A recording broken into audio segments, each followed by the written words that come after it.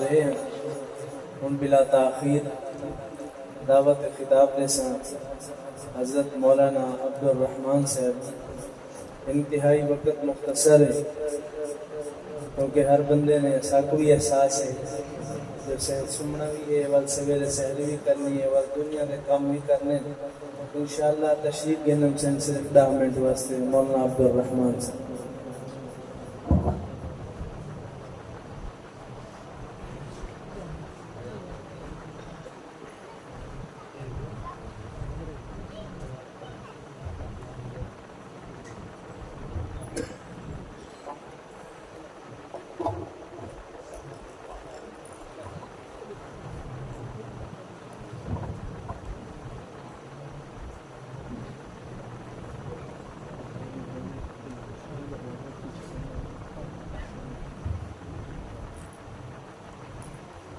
الحمد لله وكفى وسلام على عباده الذين اصطفى أما بعد فأعوذ بالله من الشيطان الرجيم بسم الله الرحمن الرحيم الف لام را كتاب أنزلناه إليك لتخرج الناس من الظلمات إلى النور وقال النبي صلى الله عليه وسلم لا حسد إلا في اثنين رجل آتاه الله القرآن فهو يقوم به آناء الليل وآناء النهار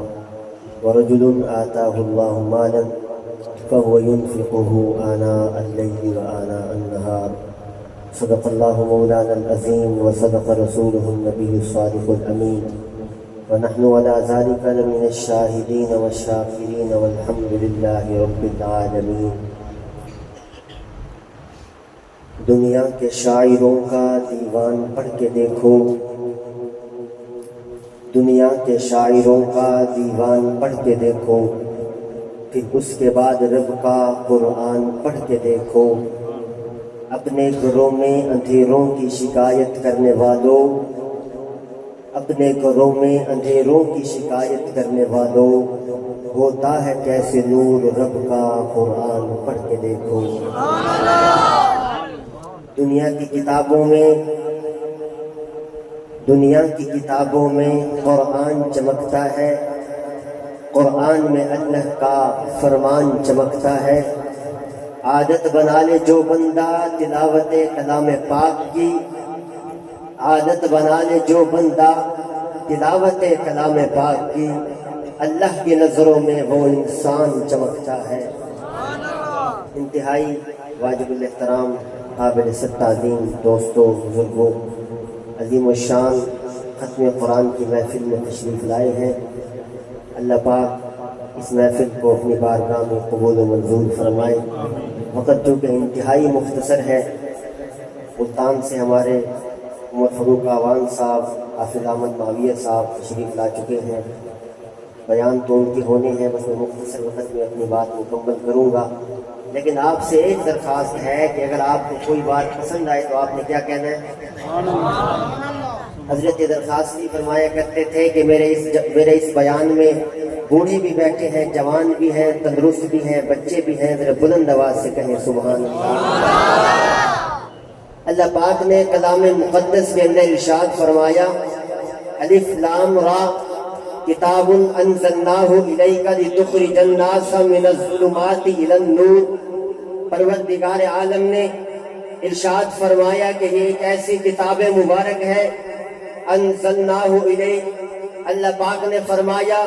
کہ اس کتاب مقدس کو نازل کرنے والی ذات خود خدا کی ہے. اللہ پاک نے فرمایا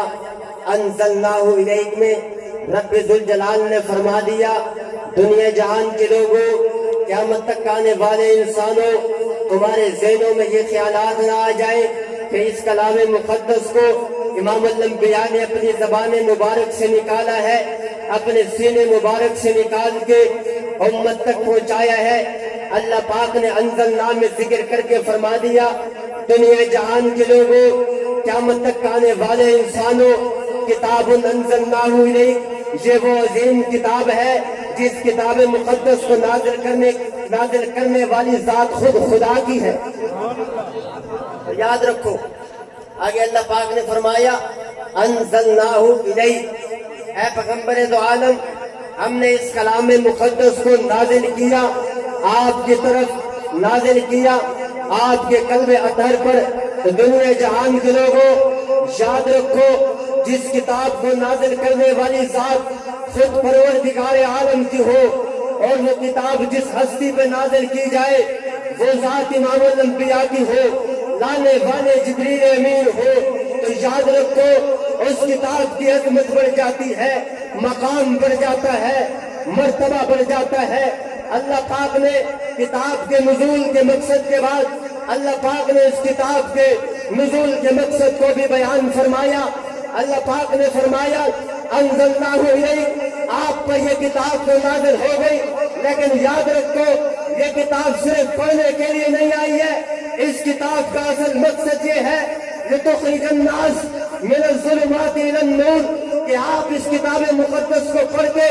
جب آپ لوگوں کو سنائیں گے، جب آپ کے قلب اطہر پر یہ کتاب نازل ہوگی، آپ اپنے قلب اطہر سے، اپنی لسان نبوت سے آپ صحابہ کو سنائیں گے، صحابہ تابعین کو سنائیں گے، تابعین تبع تابعین کو سنائیں گے، اور تبع تابعین قیامت تک آنے والے انسانوں تک اللہ کی جب یہ کتاب پڑھ پڑھ کے سنائیں گے، لوگوں کے سروں تک پہنچائیں گے۔ اللہ پاک نے فرمایا لتخرج الناس من الظلمات الی النور، اس کتاب کا فائدہ یہ ہوگا کہ آپ کے سنانے سے، آپ کے پہنچانے سے آپ لوگوں کے اندر ظلمات کے جو اندھیرے ہیں، کفر کے جو اندھیرے ہیں، شرک کے جو اندھیرے ہیں، آپ ان اندھیروں کو ختم کرتے جائیں گے، ایمان کے نور کو، توحید کے نور کو، کتاب کے نور کو، سنت کے نور کو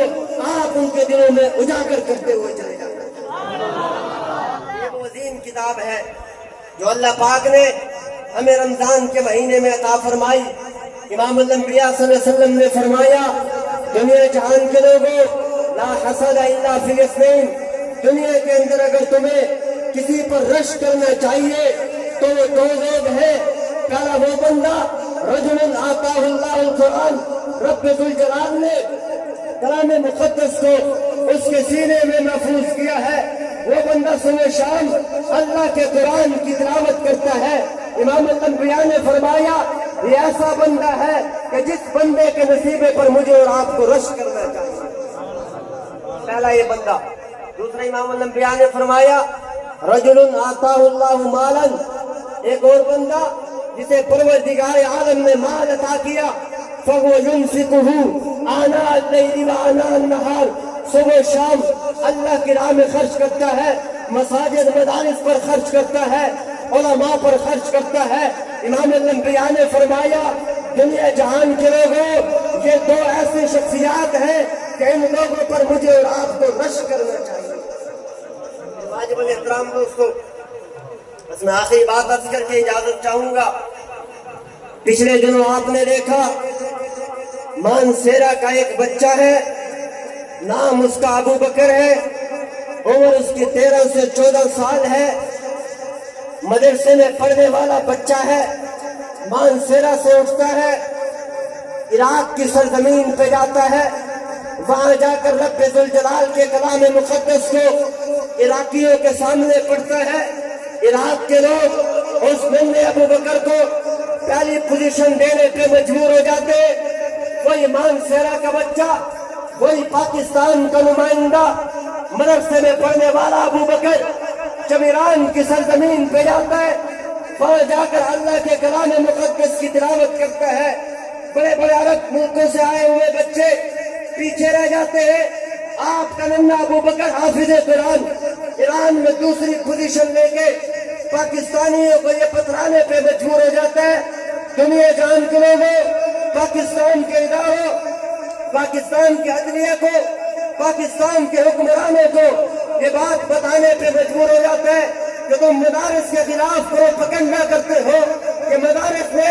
اس ملک کو کیا دیا ہے۔ آؤ جناب وزیر اعظم صاحب، میں تمہیں بتاؤں اس ابو بکر نے پوری دنیا کے اندر پاکستان کے نام کو روشن کیا ہے۔ آپ سے اس نے ایک ٹکا پیسہ نہیں لیا، لیکن پوری دنیا پر اس نے پاکستان کے نام کو روشن کیا ہے، لیکن بڑے افسوس سے کہنا پڑتا ہے مولانا ابو بکر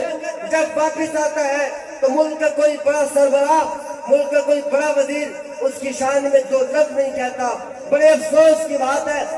ایک پٹھان بچہ وہ ولاگر بناتا ہے، چھوٹا سا بچہ ہے، آپ کو اس کا ولاگ پسند آ گیا، آپ نے اس کو اپنی کرسی پہ بٹھایا۔ جناب وزیر اعظم صاحب، آپ کی کرسی پہ اگر بیٹھنے کا حقدار تھا تو مان سیرا کا ابو بکر تھا، جس کے سینے میں اللہ نے کلام کو محفوظ کیا اور اس نے ملک پاکستان کا نام پوری دنیا میں روشن کیا۔ یاد رکھو، میں نے اس میں ابو بکر کا کلام سنا، میں نے اس کی آواز سنی، یقین جانیے 1400 سال بعد آنے والے ابو بکر کے کلام کو جب میں نے سنا میرے آنکھوں سے آنسو آ گئے۔ یہ تو 1400 سال بعد آنے والا ابو بکر ہے، اس ابو بکر کا کیا مقام ہوگا جو 1400 سال پہلے مسجد نبوی کے اندر کھڑا ہو کے اللہ کے قرآن کو تلاوت کرتا ہوگا، کعبۃ اللہ کے سین میں کھڑے ہو کے اللہ کے کلام کی تلاوت کرتا ہوگا۔ آج 1400 سال بعد آنے والے اس مدرسے کے ننھے بچے نے بتایا کہ قرآن پڑھنے کا حق اس طرح ہے، تو جب وہ ابو بکر اللہ کا قرآن پڑھتا ہوگا تو اس وقت کیا کیفیت ہوتی ہوگی، اس وقت لوگوں کے دلوں پر کیا کیفیت ہوتی ہوگی۔ آج اس ابو بکر نے پاکستان کے نام کو پوری دنیا میں روشن کیا ہے، اور میں یہاں مسجد کے سین میں کھڑا ہو کے میں دعوے سے کہہ سکتا ہوں یہ تو ایک ابو بکر ہے جو عراق اور ایران میں گیا ہے۔ یاد رکھیے، اس جیسے ہزاروں بچے ہمارے مساجد اور مدارس میں موجود ہیں جو الحمدللہ اس ملک کے نام کو روشن کرنے کے لیے ہمیشہ تیار تھے، تیار ہیں اور تیار رہتے ہیں۔ میں اسی پر اپنی بات کو ختم کروں گا۔ ہم نے اپنا دل جلا کے سریعان رکھ دیا ہے، اب جس کے دل میں آئے بولے اس سے روشنی، ہم نے اپنا دل جلا کے سریعان رکھ دیا ہے۔ زندگی باقی ملک علینا